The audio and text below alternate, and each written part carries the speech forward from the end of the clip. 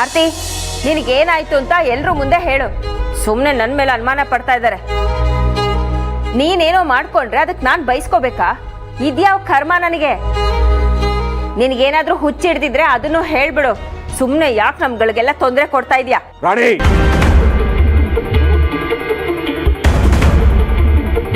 ನಾಲ್ಗೆ ಬಿಗಿ ಹಿಡಿದು ಮಾತಾಡು. ಹುಚ್ಚಿಡ್ದಿರೋದು ಆರ್ತಿಗಲ್ಲ, ನಿನಗೆ.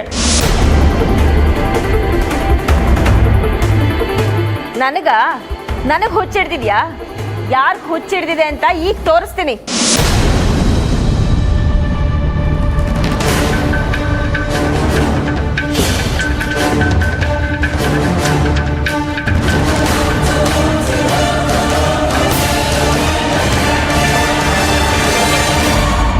ತಪ್ಪು ಮಾಡದೇ ಇರೋರ್ ಮೇಲೆ ಆಪಾದನೆ ಹೊರಿಸೋದಲ್ಲ. ಹುಚ್ಚು ಯಾರಿಗಿಡ್ದಿದೆ, ಯಾರು ಹುಚ್ಚಾಟ ಆಡ್ತಿದ್ದಾರೆ ಅಂತ ಇಲ್ಲಿ ನೋಡಿ.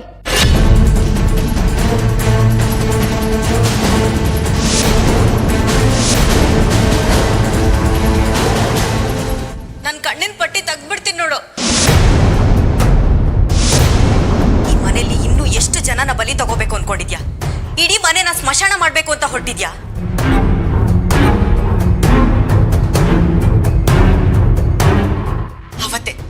ಅವತ್ತೇ ಎಚ್ಚೆತ್ಕೋಬೇಕಾಗಿತ್ತು ಕಣೋ. ನಿನ್ ಮೇಲಿನ ವಾತ್ಸಲ್ಯ ನನ್ನನ್ನ ಕುರುಡಿ ಮಾಡ್ಬಿಡ್ತು. ನೀನು ಸುಳ್ಳುಗಾರ, ಮೋಸ್ಕಾರ. ನಿನಗೆ ಹೃದಯ ಅನ್ನೋದೇ ಇಲ್ಲ.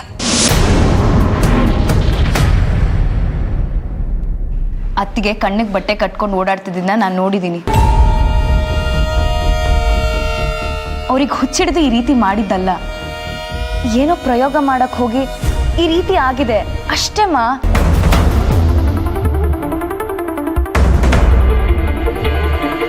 ಅದೇನ್ ಪ್ರಯೋಗ ಆರ್ತಿ? ಅದೇನು ಅಂತ ಹೇಳ್ಬಿಡು. ನಾನೇ ನಿನ್ ಮೇಲೆ ತಪ್ಪು ತಿಳ್ಕೊಂಡಿದ್ರೆ ಎಲ್ರೂ ಮುಂದೆ ಕ್ಷಮೆ ಕೇಳ್ಬಿಡ್ತೀನಿ.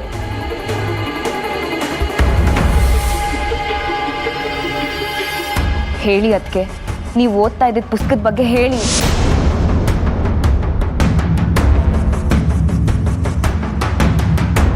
ಅವಳ ಹತ್ರ ಉತ್ತರ ಇಲ್ಲ ಕಡೆ. ಆರ್ತಿ ಅಶೋಕ್ ಚೆನ್ನಾಗಿರ್ಲಿ, ಅವ್ರ ಜೀವನ ಸರಿ ಹೋಗ್ಲಿ ಅಂತ ದಿನ ನಾನು ಅವ್ರನ್ನ ಫಾಲೋ ಮಾಡ್ತೀನಿ. ಅಶೋಕ್ ದಿನದಿಂದ ದಿನಕ್ಕೆ ಚೇತರಿಸ್ಕೊಳ್ತಾ ಇರೋದು ನೋಡಿ ಖುಷಿ ಪಡ್ತಾ ಇದ್ದೀನಿ. ಇವತ್ ನಡೆದಿದ್ ನೋಡಿ ನನಗೆ ಶಾಕ್ ಆಗೋಯ್ತು. ಆರ್ತಿ ಒಬ್ಳೆ ಕಣ್ಣಿಗೆ ಬಟ್ಟೆ ಕಟ್ಕೊಂಡು ಓಡಾಡ್ತಾ ಇದ್ಲು. ಏನು ಮಾತಾಡದೇ ಇರೋ ಅಶೋಕ್ಗೆ ಬೈತಾ ಇದ್ಲು. ಅವನ ಮೇಲೆ ಚೀರಾಡ್ತಾ ಇದ್ಲು. ಇದನ್ನ ನೋಡ್ತಾ ಇದ್ ನನಗೆ ಭಯ ಶುರುವಾಗಿ ಅಲ್ಲಿಂದ ಓಡ್ ಬಂದೆ.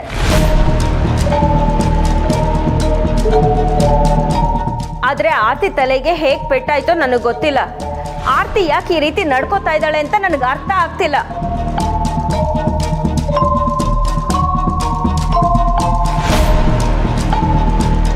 ಅದಕ್ಕೆ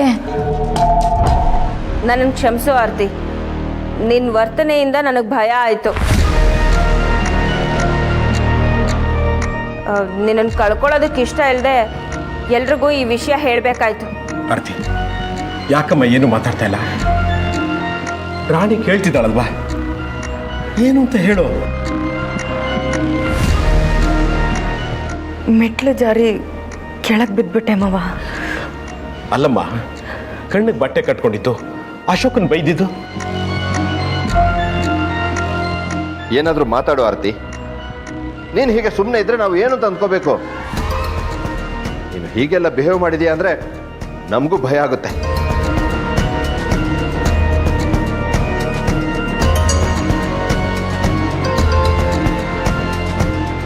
ನೋಡಿದ್ರಾ? ಗೊತ್ತಾಯ್ತಾ ಯಾರ್ಯಾರು ಹೇಗೆ ಅಂತ ಅರ್ಥ ಆಯ್ತಾ? ಆರ್ತಿನ ಹೀಗೆ ಬಿಟ್ರೆ ಅಶೋಕ್ ಪ್ರಾಣ ತೆಗೆದು ಬಿಡ್ತಾಳಷ್ಟೇ.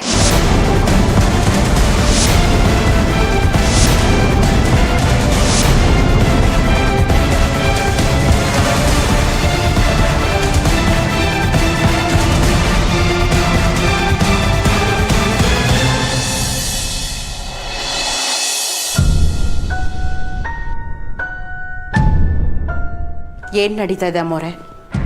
ಇದೆಲ್ಲ ನೋಡ್ತಾ ಇದ್ರೆ ನನಗೆ ತುಂಬ ಗಾಬರಿ ಆಗ್ತಾಯಿದೆ. ಗುಟ್ಟಾಗಿ ಏನೋ ಮಾಡೋಕ್ಕೆ ಹೋಗಿ ಇನ್ನೇನೋ ಆಗೋದು ಬೇಡ. ಏನು ನಡೀತಾ ಇದೆ ಅಂತ ದಯವಿಟ್ಟು ಹೇಳಿ. ದಯವಿಟ್ಟು ನನ್ನನ್ನೇನು ಕೇಳಬೇಡ ಮಾತಂಗಿ. ಏನು ಕೇಳಬೇಡ ಅನ್ನೋದ್ರಲ್ಲೇ ದೊಡ್ಡ ವಿಷಯ ಅಡಗಿದೆ ಅನ್ನಿಸ್ತಾ ಇದೆ. ನೀನೇನಾದರೂ ತಿಳ್ಕೊ. ನಾನು ಏನಿದ್ರು ನೇರವಾಗಿ ಕೇಳೋಳು ಹೇಳೋಳು. ನನಗೇನು ಬೇಕೋ ನಾನು ತಿಳ್ಕೊಳಕ್ಕೆ ನನಗೆ ಬರೋದಿಲ್ಲ. ನೀನು ಯಾವುದ್ರ ಬಗ್ಗೆನೂ ತಲೆ ಕೆಡಿಸ್ಕೊಳ್ದೆ ನಿನ್ನ ಪಾಡಿಗೆ ನೀನು ಆರಾಮಾಗಿರು. ನೀವು ನನ್ನಿಂದ ಏನೋ ಮುಚ್ಚಿಡ್ತಾ ಇದ್ದೀರಾ ಅನ್ನಿಸ್ತಾ ಇದೆ. ಏನು ಮುಚ್ಚಿಡ್ತಿದ್ದೀನಿ? ಅದನ್ನ ನೀವೇ ಹೇಳಿ ಅಮ್ಮೋರೆ. ಮುಚ್ಚಿಡ್ತಿದ್ದೀನಿ ಅಂತ ನೀನೇ ಹೇಳ್ತಿರೋದು, ಅದೇನು ಅಂತಾನೂ ನೀನೇ ಹೇಳ್ಬಿಡು. ಅದೇ ನನಗೂ ಗೊತ್ತಾಗ್ತಾ ಇಲ್ಲ. ಗೊತ್ತಿಲ್ಲ ಅಂದ್ರೆ ವಿಷಯ ಏನೂ ಇಲ್ಲ ಅಂತ ಅರ್ಥ. ಈ ಏಟ್ ನೋಡಿದ್ರೆ ನೀವು ಬಿದ್ದು ಮಾಡ್ಕೊಂಡಿರೋದಲ್ಲ ಅನ್ನಿಸ್ತದೆ. ಯಾರೋ ಹೊಡೆದು ನಿಮಗೆ ಪೆಟ್ಟು ಮಾಡಿದ್ದಾರೆ ಅನ್ನಿಸ್ತಾ ಇದೆ.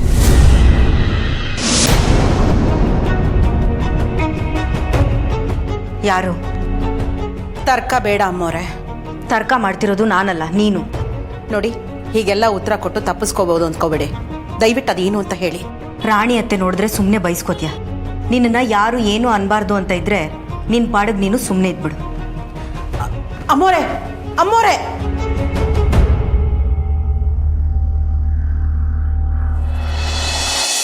ಏನೇ ಹೇಳಿ, ನೀವು ಮಾತ್ರ ಸೂಪರ್.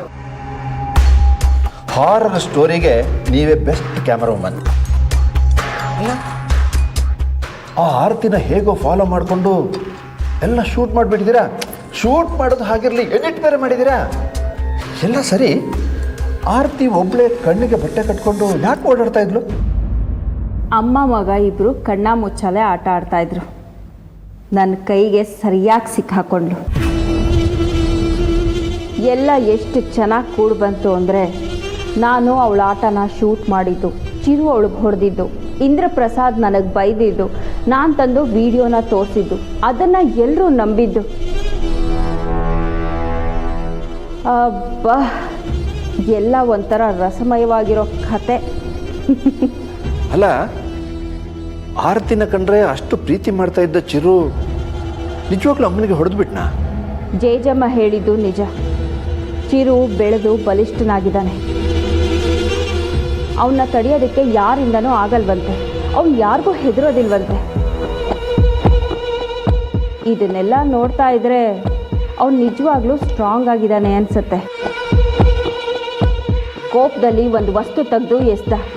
ಅದು ಆರತಿ ತಲೆಗೆ ಬಡಿತು. ಇಷ್ಟಕ್ಕೆಲ್ಲ ಆರತಿನ ಹುಚ್ಚಿ ಅಂತ ಬಿಂಬಿಸೋಕೆ ಆಗಲ್ವೇನೋ ಅಂತ ನನಗನ್ನಿಸ್ತಾ ಇದೆ. ಮನೆಯವರೆಲ್ಲ ಇನ್ನು ಗೊಂದಲದಲ್ಲೇ ಇದ್ದಾರೆ. ವೆಯ್ಟ್ ಮಾಡಿ ಕೃಪಾಕರ್, ಪಿಕ್ಚರ್ ಅಭಿ ಬಾಕಿ ಹೇ.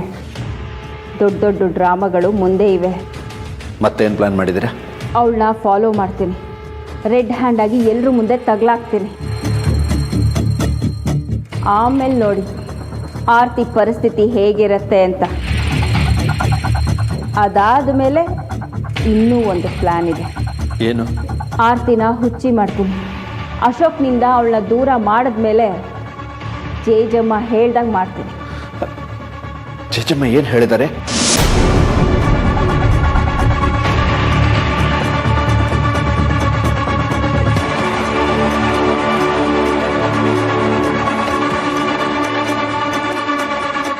ಇಷ್ಟೊಂದೆಲ್ಲ ವಿಷಯಗಳಿದೆಯಾ? ಅಲ್ಲ, ಈ ಮಾಟ ಮಂತ್ರ ಇದೆಲ್ಲ ವರ್ಕೌಟ್ ಆಗುತ್ತೆ ಅಂತ ಅಂದ್ಕೊಂಡಿದ್ದೀರಾ? ಖಂಡಿತ ಆಗತ್ತೆ. ಯಾರಿಗೂ ಅನುಮಾನ ಬರದೇ ಇರೋ ಹಾಗೆ ಅಶೋಕ್ ಸಾಯ್ಬೇಕು. ಅದು ಚಿರುನೇ ಮಾಡ್ದ ಅಂತ ಆಗಬೇಕು. ಅದನ್ನು ಯಾರು ಹೇಳ್ತಾರೆ? ನಾನು.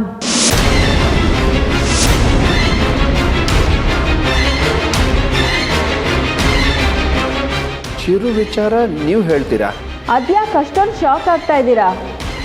ಇನ್ನೂ ಎಷ್ಟು ದಿನ ಅಂತ ಕಾಯೋದಕ್ಕಾಗತ್ತೆ? ಅಶೋಕ್ ಸಾಯ್ತಿದ್ದ ಹಾಗೆ ಚಿರುನ ಕರ್ಕೊಂಡು ಬಂದಿದ್ದು ಆರ್ತಿನೇ. ಅಶೋಕ್ ಸಾವಿಗೆ ಆರ್ತಿನೇ ಕಾರಣ ಅಂತ ಎಲ್ಲರ ಮುಂದೆ ಹೇಳ್ತೀನಿ. ಆರ್ತಿನ ಈ ಮನೆಯಿಂದ ಆಚೆ ತಳ್ತೀನಿ. ಆಗ ನಮ್ಮ ದಾರಿ ಸುಗಮ. ಕೇಳೋಕೆ ಒಂಥರ ಭಯಂಕರವಾಗಿದೆ. ಹೌದು, ಈ ಮಂತ್ರ ತಂತ್ರ ಎಲ್ಲ ಯಾವಾಗಿಂದ ಶುರು ಆಗುತ್ತೆ? ಇವತ್ತು ರಾತ್ರಿನೇ. ಅದಕ್ಕೂ ಮುಂಚೆ ನೀವೊಂದು ಕೆಲಸ ಮಾಡಬೇಕು. ಏನದು? ಇಂದ್ರ ಪ್ರಸಾದ್ಗೆ ನೀವು ಸ್ವಲ್ಪ ತಲೆ ಕೆಡಿಸ್ಬೇಕು.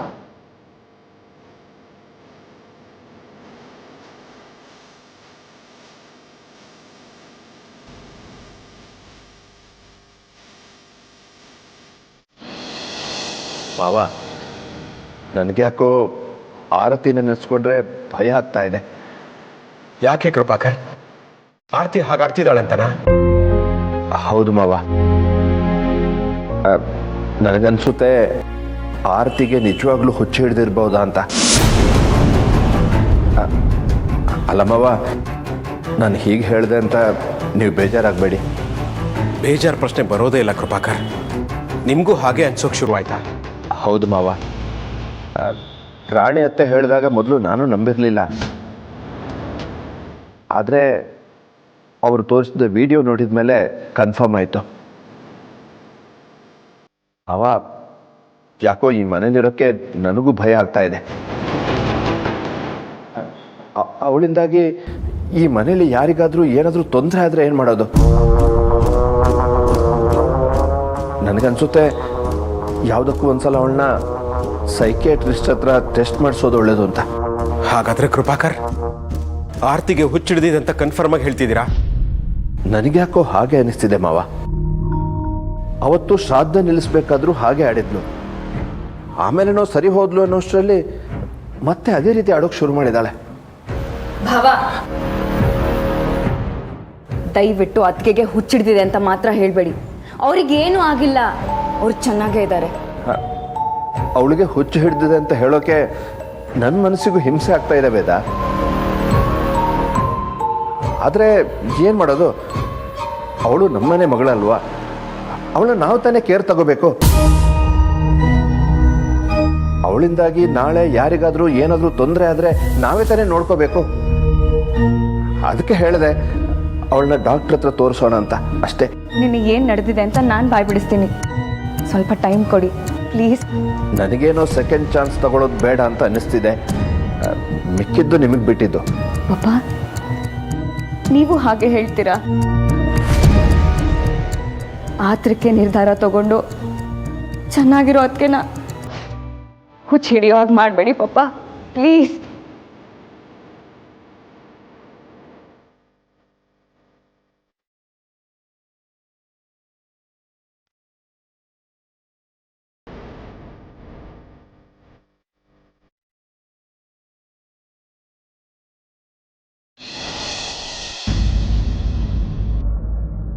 ಸಾರಿ ಮಮ್ಮಿ, ನನ್ನಿಂದನೇ ಹೀಗೆಲ್ಲ ಆಗಿದ್ದು. ನಾನೇನು ಬೇಕು ಅಂತ ಹೊಡಿಲಿಲ್ಲ. ನಿನಗೆ ನೋವಾದ್ರೆ ನನಗೂ ನೋವಾಗತ್ತೆ ಮಮ್ಮಿ. ನೀನಂದ್ರೆ ನನಗೆ ತುಂಬ ಇಷ್ಟ. ಅದಕ್ಕೆ ನಿನ್ನ ಜೊತೆಗೆ ಇರಬೇಕು ಅಂತ ನಾನು ಓಡ್ ಬಂದಿದ್ದು. ಸಾರಿ ಮಮ್ಮಿ.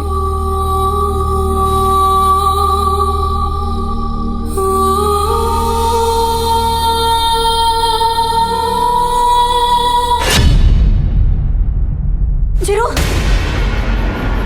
ಏನು ಮಾಡ್ತಿದ್ಯಾ ಚಿರು? ಎಷ್ಟು ತಾಯಿನೇ ಸಾಯಿಸೋಕ್ ನೋಡ್ತಿದ್ಯಾ ಪಾಪಿ? ಇಲ್ಲ ಮಮ್ಮಿ, ಇಲ್ಲ. ಮಾತಾಡ್ಬೇಡ ನೀನು. ಒಂದೇ ಒಂದು ಮಾತು ಕೂಡ ನೀನು ಬಾಯಲ್ಲಿ ಬರ್ಕೊಡ್ದು. ನನ್ನನ್ನು ಹೊಡೆದು ಮಾವನ ರೂಮಿನ ಮುಂದೆ ಯಾಕೋ ಮಲಗಿಸಿದ್ದೆ? ಮನೆಯವ್ರಿಗೆ ಉತ್ತರ ಕೊಡೋಕ್ಕಾಗದೆ ಒದ್ದಾಡ್ತಿದ್ದೀನಿ, ಗೊತ್ತಾ ನಿನಗೆ? ನಿನ್ನಿಂದ ನಾನು ಹುಚ್ಚಿ ಪಟ್ಟ ಕಟ್ಕೋಬೇಕಾಗಿದೆ. ಎಲ್ಲರೂ ನನ್ನನ್ನು ಹುಚ್ಚಿ ಅಂತ ತಿಳ್ಕೊಂಡಿದ್ದಾರೆ. ನಾನೇನು ಮಾಡಿಲ್ಲ ಮಮ್ಮಿ, ನಾನೇನು ಮಾಡಿಲ್ಲ. ಏನು ಮಾಡಿದೆ? ಇಷ್ಟೆಲ್ಲ ಆಗೋಯ್ತಾ? ನೀನು ಒಳ್ಳೆಯವನಾಗಿದ್ರೆ ನಾನು ಹೇಳೋ ಪ್ರತಿಯೊಂದು ಮಾತನ್ನು ನೀನು ಕೇಳಬೇಕಾಗಿತ್ತು. ನಾನು ಕರ್ಕೊಂಡು ಬಂದಿದ್ದು ಮಗನಲ್ಲ ಕಣೋ, ಶತ್ರುನ.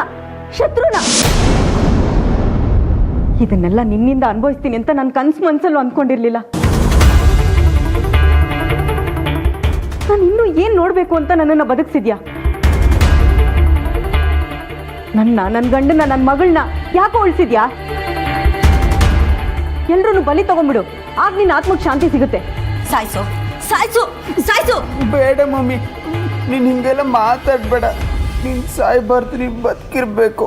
ಯಾವುದಕ್ಕೋಸ್ಕರ ಬದುಕಿರ್ಬೇಕು? ಯಾವ ಸಂತೋಷಕ್ಕೋಸ್ಕರ ಬದುಕಿರ್ಬೇಕು ನಾನು? ಈ ಕಡೆ ಸಾಯೋಕ್ಕೂ ಬಿಡದೆ, ಬದುಕೋಕ್ಕೂ ಬಿಡದೆ ಅರೇ ಜೀವ ಮಾಡಿದ್ಯಾ? ನೀನು ಯಾವತ್ತಿದ್ರೂ ಅಶೋಕ್ ಅವ್ರನ್ನ ಬಲಿ ತಗೊಂಡೇ ತಗೋತೀಯ ಅಲ್ವಾ? ನನ್ನ ಕಣ್ಮುಂದೆ ನನ್ನ ಗಂಡ ಸಾಯೋದನ್ನ ನೋಡೋದಕ್ಕಿಂತ ನಾನೇ ಸತ್ರೆ ಒಳ್ಳೇದು. ನೀನು ಕರ್ಕೊಂಡು ಬಂದ ತಪ್ಪಿಗೆ ನೀನೇ ನನ್ನ ಕೈಯಾರೆ ಸಾಯಿಸ್ಬಿಡು. ಯಾಕೋ ಸುಮ್ಮನೆ ಇದೆಯಾ? ಸಾಯಿಸು ಸಾಯಿಸು. ಯಾಕೆ ಸುಮ್ಮನೆ ಇದೆಯಾ? ಕೊಂದ್ಬಿಡ ನನ್ನನ್ನ. ಅಯ್ಯೋ ಅಯ್ಯೋ ಅಯ್ಯೋ ಆರ್ತಿ,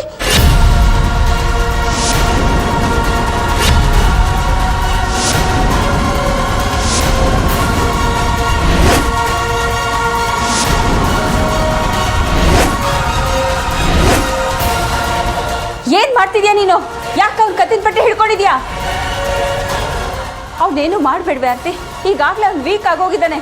ಅವನ್ನ ಸಾಯಿಸ್ಬೇಡ, ಬಿಟ್ಬಿಡು ಪ್ಲೀಸ್.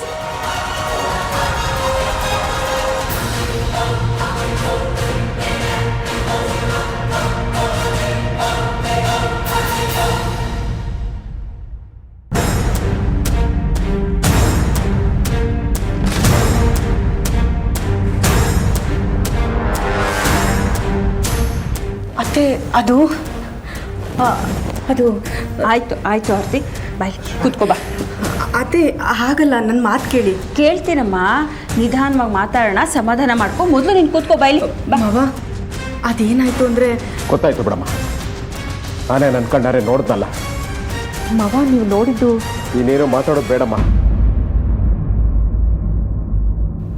ಒಂದ್ಸರ್ತಿ ನಮ್ಮ ಅಶೋಕನ್ ನೋಡು.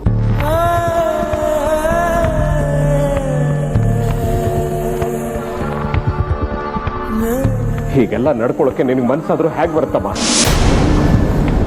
ನೋಡು ನಮ್ಮ ಅಶೋಕನ, ಜೀವಂತ ಹೆಣ ಆಗಿದ್ದಾನೆ. ಕೂತಲ್ಲೇ ಕೂರ್ತಾನೆ, ನಿಂತಲ್ಲೇ ನಿಲ್ತಾನೆ. ಯಾಕೆ ಅವನ ಮೇಲೆ ಇಷ್ಟು ಕೋಪ ತೋರಿಸ್ತಿದ್ಯಾ? ಮಾವ ನನ್ನ ಮಾತು ಕೇಳಿ. ನಮ್ಮ ಅಶೋಕನಂತವನು ನಿನಗೆ ಗಂಡನಾಗಿ ಸಿಕ್ಕಿರೋದು ಒಂದು ವರ. ಅಂಥವನ್ನ ಸಾಯಿಸಿ ಏನ್ ಸಾಧನೆ ಮಾಡಕ್ ಹೊರಟಿದ್ಯಾ ನೀನು?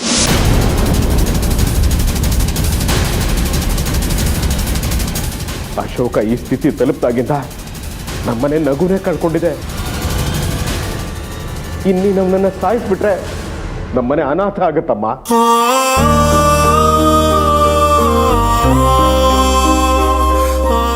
ಈ ಮನೆಯಲ್ಲಿ ಎಲ್ರಿಗಿಂತ ಹೆಚ್ಚಾಗಿ ನಿನ್ನ ನಂಬಿದ್ದೆ, ಗೌರವಿಸಿದ್ದೆ. ಆದ್ರೆ ನೀನ್ ಇಂಥ ಕೆಲಸ ಮಾಡ್ತೀಯ ಅಂತ ನಾನು ಖಂಡಿತ ಅನ್ಕೊಂಡಿರ್ಲಿಲ್ಲ. ನಿನಗಂಥ ಸಮಸ್ಯೆ ಏನಾದರೂ ಇದ್ರೆ ನನ್ನ ಹತ್ರ ಹೇಳ್ಕೋಬೋದಾಗಿತ್ತಲ್ವಾ? ಅವನಿಗೆ ಆರೋಗ್ಯದ ಸಮಸ್ಯೆ ಏನಾದರೂ ಇದ್ದಿದ್ರೆ ಒಬ್ಬ ಡಾಕ್ಟರ್ನ ಕನ್ಸಲ್ಟ್ ಮಾಡ್ಬೋದಾಗಿತ್ತಲ್ವಾ? ರಕ್ತದಲ್ಲಿರೋ ಚೈನೆ ನೇಣು ಹಗ್ಗ ಆಗ್ಬಿಟ್ರೆ ಏನಮ್ಮ ಮಾಡೋದು? ಮಾವ ನೀವು ನನ್ನನ್ನು ತಪ್ಪು ತಿಳ್ಕೊತಾ ಇದ್ದೀರಾ. ಸಮಜಾಯಿಷಿ ಕೊಡೋಕ್ ಬರಬೇಡಮ್ಮ. ಬುದ್ಧಿ ಇರೋ ಯಾವ ಹೆಂಗಸು ತನ್ನ ತಾಳಿನ ತಾನೇ ಕಿತ್ಕೊಳ್ಳೋಕೆ ಪ್ರಯತ್ನ ಮಾಡಲ್ಲ, ಅದ್ರ ಬಗ್ಗೆ ಯೋಚನೆ ಕೂಡ ಮಾಡಲ್ಲ.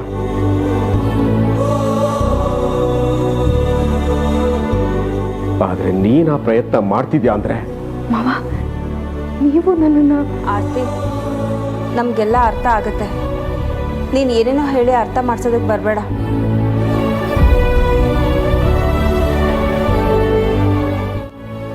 ಬಾ ನನ್ನ ಜೊತೆ. ಎಲ್ಲಿಗೆ? ಬಾ ಹೇಳ್ತೀನಿ. ಇಲ್ಲ, ನಾನು ಅಶೋಕ್ ಅವ್ರನ್ನ ಬಿಟ್ಟು ಎಲ್ಗೂ ಬರೋದಿಲ್ಲ. ನಮ್ಮ ಮಾತಿಗೆ ಬೆಲೆ ಕೊಡ್ತೀಯೋ ಇಲ್ವೋ? ಅತ್ತೆ ನನ್ನ ಮಾತು ಕೇಳಿ, ನಂದೇನು ತಪ್ಪಿಲ್ಲ. ಅಶೋಕ್ ನನ್ನ ಗಂಡ, ನನ್ನ ಜೀವ. ಅವರನ್ನು ಸಾಯಿಸಿ ನಾನು ಯಾವ ನರಕಕ್ಕೆ ಹೋಗಲಿ? ನೀವನ್ನ ನನ್ನಿಂದ ನಂಬಿಸೋಕ್ಕಾಗ್ತಾ ಇಲ್ಲ. ಅತ್ತೆ ದಯವಿಟ್ಟು ನನ್ನನ್ನು ಬಿಟ್ಬಿಡಿ, ನಾನು ಅಶೋಕ್ ಅವ್ರ ಜೊತೆನೇ ಇರ್ತೀನಿ. ಅಂದರೆ ನಮ್ಮ ಮಾತಿಗೆ ನೀನು ಬೆಲೆ ಕೊಡಲ್ಲ ಅಂತ ಆಯ್ತು. ಹಾಗಲ್ಲ ಅತ್ತೆ, ನಾನು ಸ್ವಲ್ಪ ಮಾತಾಡಬೇಕು ನಿನ್ನ ಜೊತೆ. ಬಾ ಬಾ, ನನ್ನ ಮಾತು ಕೇಳು. ಬಾ ಬಾ. ಮಾವ, ಈಗಲಾದರೂ ನನ್ನ ಮಾತನ್ನು ನಂಬಿದ್ರಲ್ಲ, ಅಷ್ಟು ಸಾಕು ಬಿಡಿ. ಸದ್ಯ ಅಶೋಕ್ ಬದುಕೊಂಬಿಟ್ಟ. ಕಣ್ಣಾರೆ ಕಂಡ ಮೇಲೂ ಅರ್ಥ ಮಾಡ್ಕೊಳಕ್ಕೆ ಇನ್ನೇನು ಉಳಿದಿದೆ? ಇದನ್ನೆಲ್ಲ ನಾನು ಹೇಗೆ ಜೀರ್ಣ ಮಾಡ್ಕೊಳ್ಳಿ? ಬನ್ನಿ ಮಾವ. ಇಲ್ಲ ಕೃಪಾಕರ್, ನಾನು ಬರೋದಿಲ್ಲ. ಆರ್ತಿ ನಮ್ಮ ಅಶೋಕನಿಗೆ ಯಾವ ಟೈಮಲ್ಲಿ ಏನು ಮಾಡ್ತಾಳೋ ನನಗೆ ಭಯ ಆಗ್ತಿದೆ. ನೀವೇನು ಅನ್ಕೊಂಡಿದ್ರು ಅದನ್ನು ಮಾಡಿ ಹೋಗಿ. ಅಲ್ಲ ಮಾವ, ನೀವು ಬರೋದಿಲ್ಲ ಅಂದರೆ ಆರತಿ ನಮ್ಮ ಮಾತು ಕೇಳ್ತಾಳ? ನೀವು ಬನ್ನಿ ಬನ್ನಿ ಮಾವ, ಪ್ಲೀಸ್ ಬನ್ನಿ.